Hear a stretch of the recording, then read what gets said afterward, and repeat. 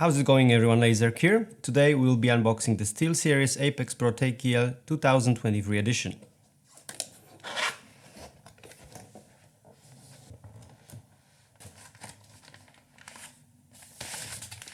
So this is the keyboard. Let's have a look at the keyboard first. It's surprisingly light. I was thinking it's going to be a bit more heavy. It's definitely lighter than my GMMK Pro. We'll do a sound test as well later on.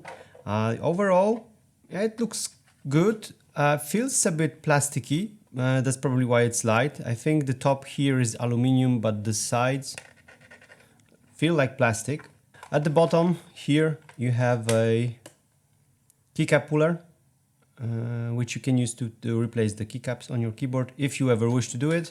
You have 2 feet with different height.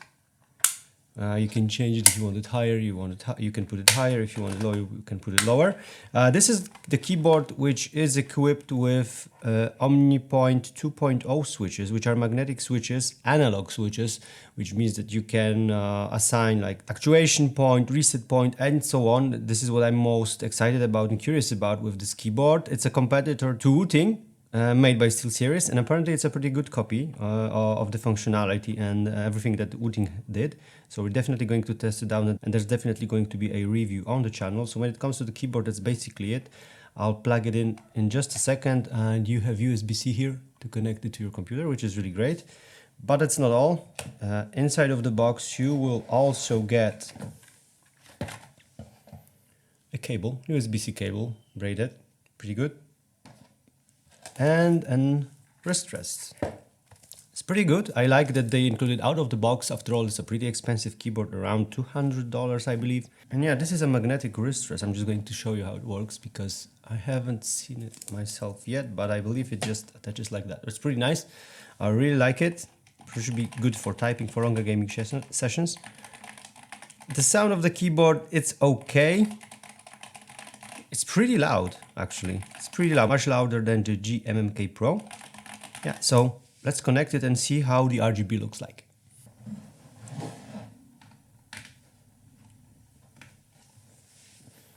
I'm just going to turn off the light so you can see the RGB effect much better. Yeah, overall looks pretty good, pretty standard RGB effects. You can probably change them in the software. I'm just curious if you can change them here using the screen display that's over here. So far it's doing nothing. So yeah, this is it from the unboxing perspective. Stay subscribed if you want to see the full review, how the keyboard works, are there any disadvantages to it, how it feels over longer time, and also how to configure it. So yeah, that's it from me. Thank you so much for watching. I'm Laser, and I'll see you soon.